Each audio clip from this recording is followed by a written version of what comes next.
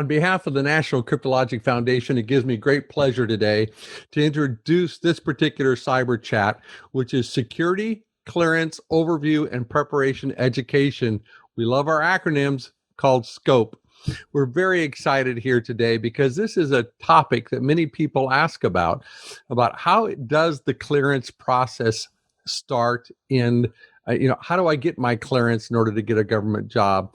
And here today we have Jen Munt to be with us today from the Meade Alliance, the Education and Workforce Initiatives, and she will be explaining this very important project and how to go about getting your clearances and what things you need to do. Jen began her career as a high school teacher and spent nearly a decade teaching middle and high school mathematics at 3 independent schools.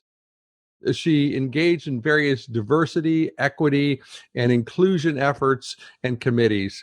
So before she joined the Meade Alliance in February, Jen served for 4 years as the Assistant Director for College Operations for the Goucher Prison Education Partnership, a very small division of Goucher College here in Maryland.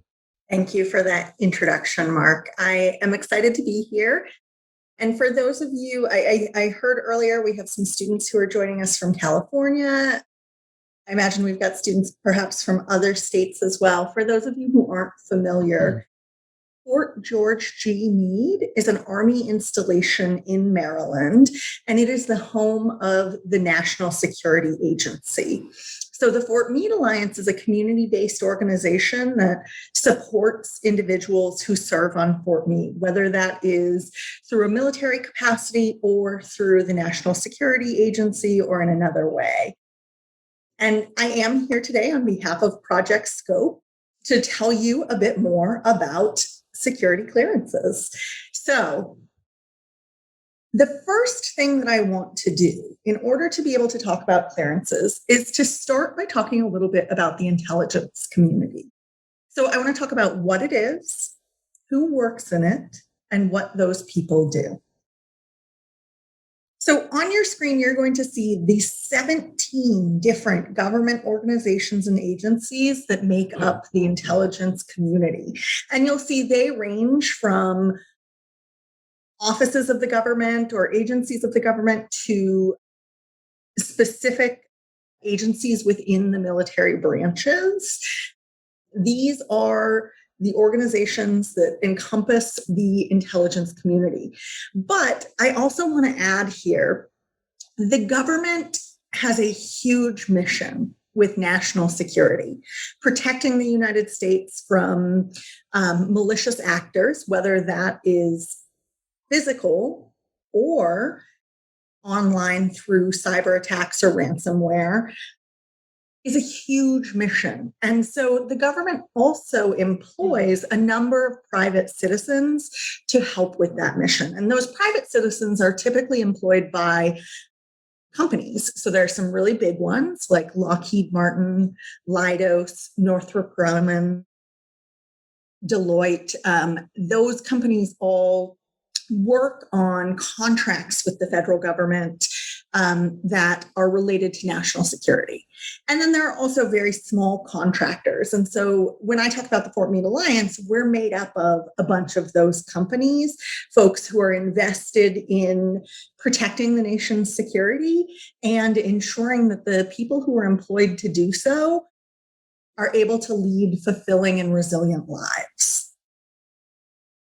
So the people who work in the IC are military personnel, government officials, and civilians. The IC is overseen by the president, by various congressional committees, and other lawmakers. So there's this huge network of the IC that includes lawmakers and the president, includes the individuals who work in the military or government officials, not everyone who works in those areas, but certain people who do, and then some civilians who work for those government contractors that I mentioned.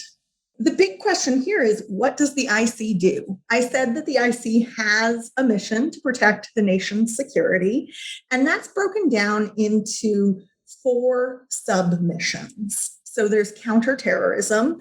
I'm going to age myself here and say for someone of my generation, when I think about terrorism, I think about the 9/11 attacks. I was a freshman in high school when that happened.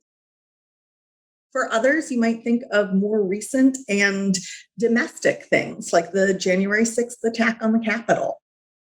The counterterrorism mission is one that is designed to stop terrorist attacks, whether they are domestic or foreign, from happening in the United States. Cybersecurity, that's the reason we're here today. And maybe some of you have heard about the recent Colonial Pipeline ransomware attack, where the company paid $5 million to make sure that that gas pipeline, the largest one in the United States that provides gas and other resources throughout the eastern seaboard, they paid $5 million to make sure that they could continue operating that pipeline after a group of hackers hacked in and demanded a ransom. So this is a huge and growing threat and a very big focus of the IC. Counterproliferation is about making sure that bad actors, enemies of the United States, don't get their hands on weapons of mass destruction. And then the last one is counterintelligence. Almost every country, or many countries, have their own version of an intelligence community. And for those that are, I'll say, not friendly with the United States, our goal is to make sure that our national secrets don't fall into their hands. So that is the overview of the IC. I know it was sort of quick and dirty, but I just want to give you some context for why we're talking about security clearances. So now we're going to shift and look at security clearances specifically. And I'm going to answer with you, what is it? Who needs one? And why? So I want you to think of a security clearance like a gatekeeper or like a gate pass. If you have it, you get access to certain classified or sensitive information. If you don't have one, you don't have access to that information.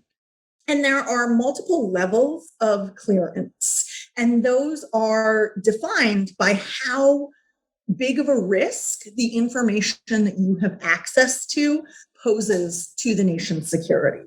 So confidential or secret clearances, the information does pose a threat to national security, but not nearly as big a threat as, for example, top secret SCI clearance. I'm very interested to hear from you, students. What's a profession you think would require a security clearance? What are professions that, when you think of a security clearance, when you think about protecting the US's secrets, you think, oh yeah, that's definitely a position that requires clearance? Director of the FBI. Mm-hmm. That one makes sense to me. That was a good one. The President of the United States. Absolutely. And the military. Certainly some members of the military. It might not be everyone in the military, but certainly members of the military who work within the IC do need to have a clearance. Okay, I'm going to flip the question now, and I'm going to ask you all, what's a profession you think wouldn't need a security clearance? That's a really good question, Jen. So what do you think, kids? What professions would not need a clearance? Teacher. Very good. Although some of our teachers in our school that are teaching the classified stuff, those teachers need clearances. I was going to say, actually, so a school teacher, like when I was a high school math teacher, I did not have a security clearance. An actor. Very good. All right. There are some instructors, though, who do require clearances. And in fact, sometimes when we do this presentation, I have a guest speaker come in, someone who has a clearance. And many of those guest speakers are folks who are instructors within their company. They teach things that are related to cybersecurity, and they do have clearances. I see grocery store clerk. That one's a good one. I do not know of any grocery store clerks that require a security clearance. And then I see spies. So that's a good question. Do you think a spy needs a security clearance? I think that this is probably the most fascinating part about clearances to me, because the answer to who needs one and who does not need one is not always what you would expect. So I see saying military police. Yeah, so the police who protect the NSA have clearances. I'm also thinking like Secret Service agents need clearance as well. And I think the answer here is very surprising, because really it is about anyone who has access to sensitive or classified information and spaces. So if you look at this chart, you may see some surprising things on here. The first one, I think the biggest surprise here, is the master plumber. So the NSA is a secure facility, but they have bathrooms, they have toilets. When a toilet backs up at the NSA, the plumber who comes in to fix the system has to have a security clearance, because they're coming into a cleared space. So I think that one is great to illustrate that there are a lot of professions in which a security clearance can be needed, is not necessarily needed. So not every plumber has a security clearance, but some do. Some of the other interesting things on this list, the parachute trainer. So maybe the military has someone who is testing out new techniques for free fall with a parachute. That person might be required to have a clearance, because we don't want our military strategy and techniques to get into the hands of US enemies. NASA contamination control engineer. Some of you may know that we recently landed a new rover on Mars with a helicopter, a little drone helicopter that has done a couple of flights already. For this, when we send the rover to Mars, not only do we need to send it in a protected system that is secure from hacking, but we also have to ensure that physically, when the rover lands on Mars and starts collecting soil samples, those samples are not contaminated with any particles from Earth. So that rover right now is picking up soil samples from Mars, which are eventually going to be returned to Earth. And our scientists here are going to study them, look for signs of ancient life or bacterial life, those types of things. If we've contaminated those samples with particles from Earth, we can't trust the results. And this actually is a profession where someone would be required to have a security clearance. And then finally, artist. I think that one may even be more surprising than plumber.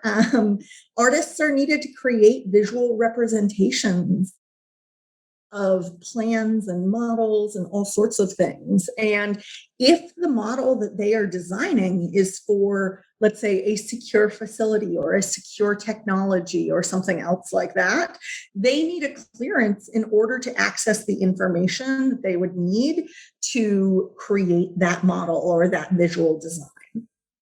So there is a very wide range of folks who need clearances. They might be government employees or elected officials. They might be members of the military. They might be civilians, but they certainly make up a very wide range of professions.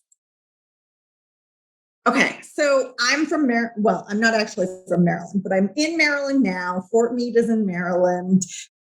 These are some of the largest employers in the state of Maryland. So you'll see right off the top here that Fort George G. Meade, this Army installation, is the largest employer in Maryland. It employs over 52,000 people.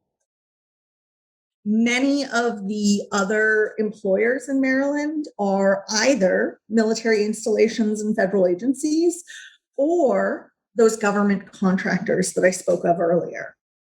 Now, I've also included here hospitals and health services and higher education institutions. And a reason for that is the two columns on the left, the military installations, the federal agencies, the government contractors. To work at those, you are more than likely going to need a clearance. Maybe not for every single position, but for a lot of the positions at those organizations, you would need a clearance to work there. On the other side of the chart, with the hospitals and health services, the higher education institutions, these are positions that deal with a lot of sensitive data. So people's medical records, at higher ed institutions, their financial aid records, their grades, their disciplinary history, etc. I used to work at Goucher College, which is a small liberal arts school in Maryland. I had to undergo a background check in order to work there. So while a lot of what I'm going to say next about behaviors certainly applies to security clearances, I show you this chart and I want to make this point because it is not just people who are going for security clearances that need to think about their behaviors, their backgrounds, and what they put online.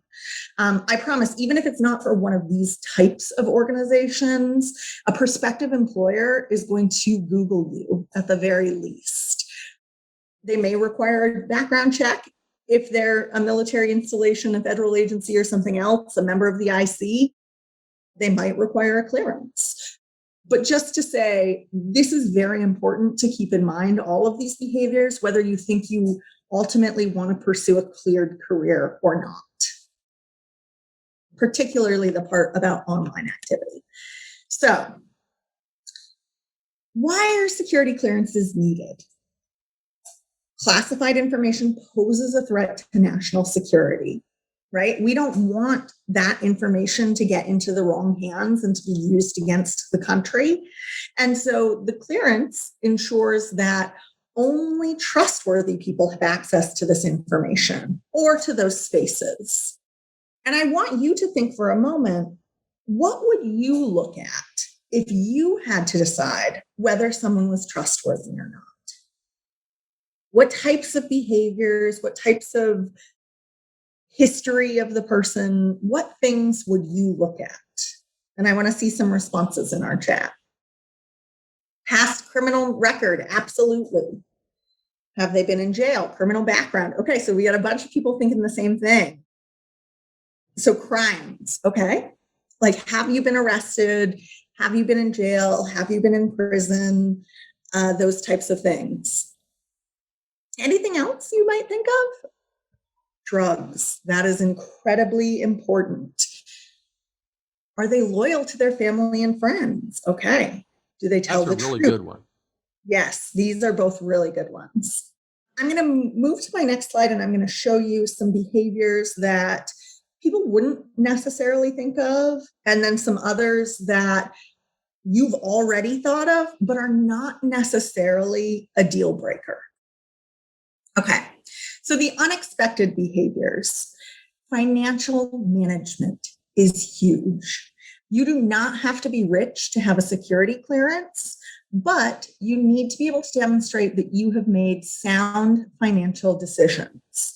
So if you are in a ton of debt, like you have a bunch of credit card debt, then that is going to make a difference if you're trying to get a security clearance, because a lot of debt means that you could be susceptible to someone saying, hey, I'll pay off all your debt if you sell me this state secret. Online activities, that is hugely important. Certainly your social media accounts, anything that's published about you online. And when I say social media, I mean both your public facing ones and your like Finsta account. Those all matter. Those are all things that even though you have a privacy setting on it, folks can find ways to see. So if you're posting a bunch of images of you drinking while you're underage, doing illegal drugs, or making questionable decisions, that would be a problem for vetting you for a security clearance. And then this last one, foreign travel and contacts, is important for security clearances because the goal is to make sure that you do not have an allegiance outside of the United States. So there's a huge process you go through to get a clearance. For one, you have to be sponsored by a company or by an agency. You can't just decide one day, I want a clearance and apply for one. You actually have to be sponsored by a prospective employer. So usually what happens is someone will give you a conditional offer, then sponsor your clearance and start it through the process. And then once you are cleared, if you are cleared, make your hire official. And that process, depending on how old you are when you start it, can take up to 2 years. If you get started early, like the NSA has a work study program, if you get started early or you do an apprenticeship in college with an employer who sponsors clearances, it can take a lot less time. So that is something important to consider. Now, I do want to say over here on the other side, criminal activity, that was the one that everybody put in the chat. That is not necessarily a deal breaker. There are certain types of crimes that can be, but if you've been arrested, even if you have been charged or found guilty of certain things, that doesn't necessarily mean that you cannot get a clearance. What the adjudicators are looking for is for you to be honest and upfront about your behaviors and to demonstrate that you've put them in the past. So that also includes here alcoholism and drug use. I want to name particularly for our California students, and then I say this in Maryland a lot too. In Maryland, medical marijuana is legal. Marijuana is not legal at the federal level. So even if you are using marijuana legally within your state, that will disqualify you because it is not legal at the federal level.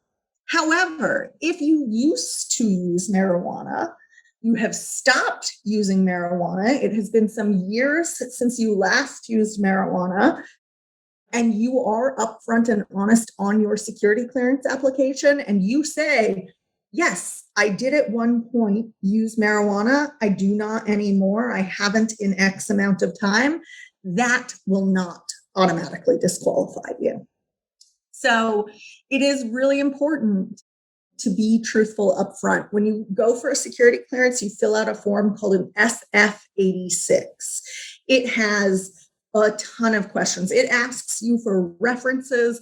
They call your references and ask your references for references. This is a very invasive search into your life because they want to know, are you trustworthy? And depending on the level of clearance, you may also have to take a polygraph, which could be up to a full scope polygraph, which covers your life, your behaviors, everything. The importance here is speaking with integrity, being honest, and sharing openly. So it's an invasive process. It can take up to 2 years. It can be a hard thing to get. Why would someone want one? And I'm interested to see your responses in the chat. Why would someone want a security clearance? A better job, higher income. They want to be trusted. Yeah, I think so. I totally agree. Some folks do want that higher income, do want more money. Others are altruistic, right? They want to help protect the United States. They want to be in a position where they know they're making some kind of difference for the country. I will say salary is also a huge part of this. So in this chart, you will see the difference in salary for someone who has a clearance versus someone who does not have a clearance. And you'll also see some of the other occupations that can require a clearance. So a registered nurse can make almost $9,000 more per year with a clearance than without. And for all of these, right, you're seeing the clearance can make a huge difference in terms of salary. There are also a lot of, I saw government benefits. There are a lot of benefits to cleared jobs, whether you are working directly for the government or for one of the government contractors. Once you have a security clearance, because they are very hard to get, or they can be very hard to get, you are in a good position. People really want to hire you. I always think about that. Like, I studied math for my undergraduate, and I graduated during the 2008 recession, but I immediately had a teaching job. People who do math are always in demand. People who have security clearances are very similarly always in demand. Okay, so that's it for my presentation. I encourage you to check out the Project Scope website. I will drop that in the chat. We also have some social media accounts that I encourage you to follow. We have lots of different tips and tricks on those around clearances, much more information. And on the website itself, we also have information about financial management, paying for college, all of the sorts of other things that you might need to consider as you are thinking about your future career. And like I said, I will drop the Project Scope website into the chat. There are some great quizzes on the Project Scope website where you can test yourself, see what you know. How old do you need to apply for a security clearance? Yes, so you can start thinking about the clearance earlier, but you do need to be 18. And I will say things like the NSA work study program put you on the path towards the clearance, start to get you prepared for that application, etc. So it's certainly stuff that you can be thinking about before you turn 18. Are there different security clearance tests, so to speak, for different industries? There are not for different industries, but there are different levels of scrutiny for the different levels of clearance. So like I said, something like the lower levels, the secret, you might just be doing the SF-86, but for the top secret SCI, you might have to do the full scope poly. What's the hardest job to get in cybersecurity? I'm not sure that I know the answer to that, actually. I would welcome any other feedback from other folks. Well, I think the hardest, that's really kind of an interesting question, because it depends on you. If you like a particular aspect of cybersecurity, it's easy for you.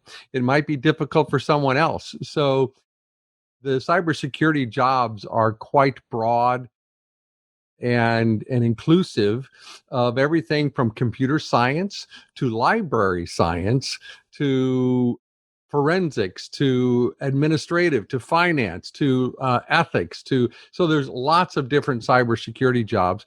You'll notice right up here a link to cyberseek.org. I would go to cyberseek.org because it'll show you about all those different jobs that are possible. I did see a question in the chat, which I think is a scream. It says, if someone passed their security clearance but broke it a couple of years later, what would happen to that person? Well, and I think this also lends itself to the question above that about how you upkeep your security clearance. And this is actually something that is, I think, in the process of slowly changing a little bit. It used to be, depending on the type of clearance, you would have something like a 5-year window or a 10-year window, after which you would go through sort of a new review of those last 5 years or those last 10 years, and you'd get adjudicated again, and the decision would be made for you to either be able to keep your clearance or not to keep it. One of the things that I think has come up, and this is actually really interesting because I was just watching a news program last night that mentioned when President Obama was in office, there was a huge scandal with the Secret Service where they went to another country. They were supposed to be sort of securing the locations that the president would visit, and instead were busted for a bunch of really wild and inappropriate behavior. And that is something that I think has led to this new process called continuous vetting. And the idea behind continuous vetting is you're sort of always on the hook, I guess, where if something comes up, like you have been arrested or you get a ton of debt suddenly or something like that, it gets flagged and it gets reviewed immediately. And the idea behind that is so that if someone does do something that is really not okay for a clearance holder to do, that gets looked at right away. And if the person, as a result, should not have a clearance, their clearance is revoked.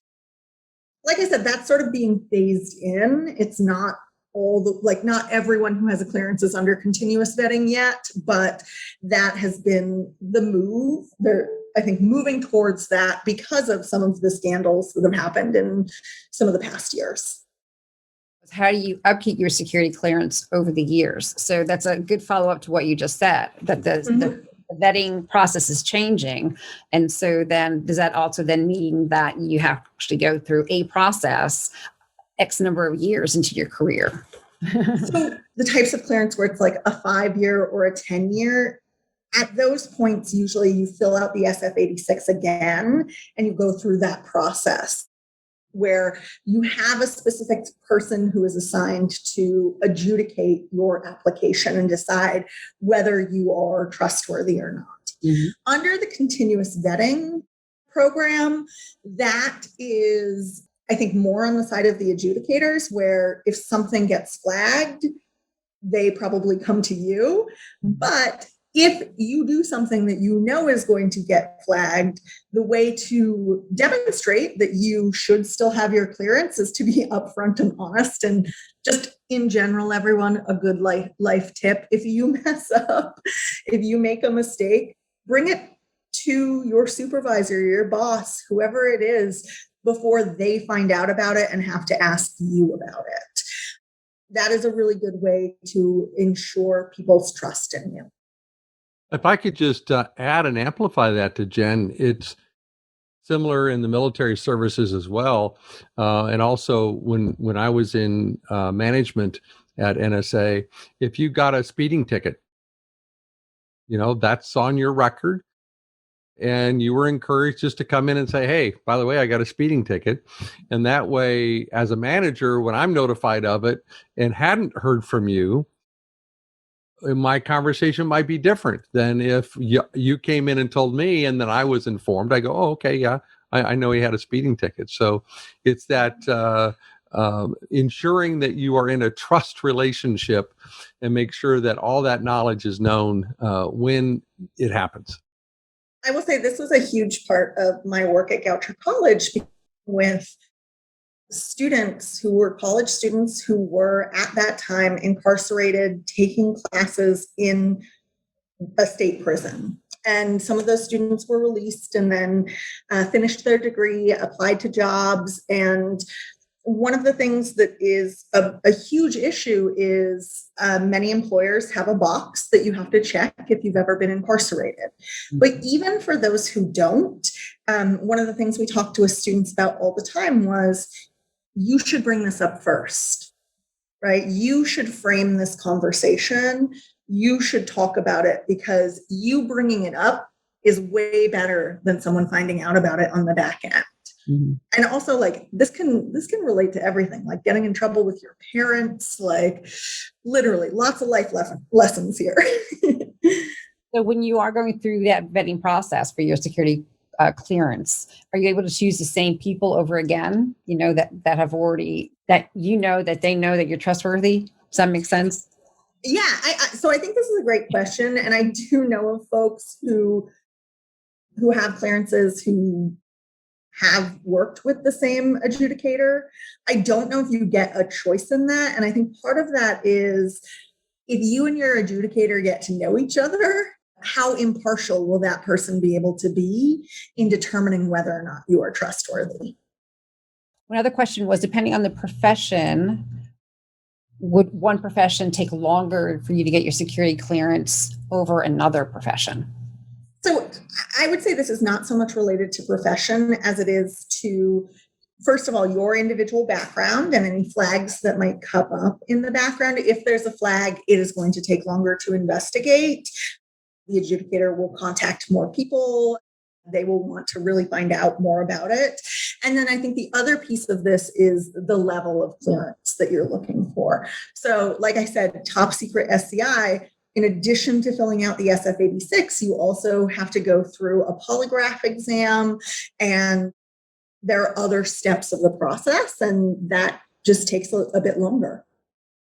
Jen, I can't thank you enough for your participation here today, because I think it's one of those nagging questions in the back of people's mind is how do you make sure that you haven't messed up your social footprint in such that you would prohibit getting a security clearance. So thank you very much for laying it out in plain English and giving these students an opportunity to learn how to ensure that they are ready to progress towards getting a clearance.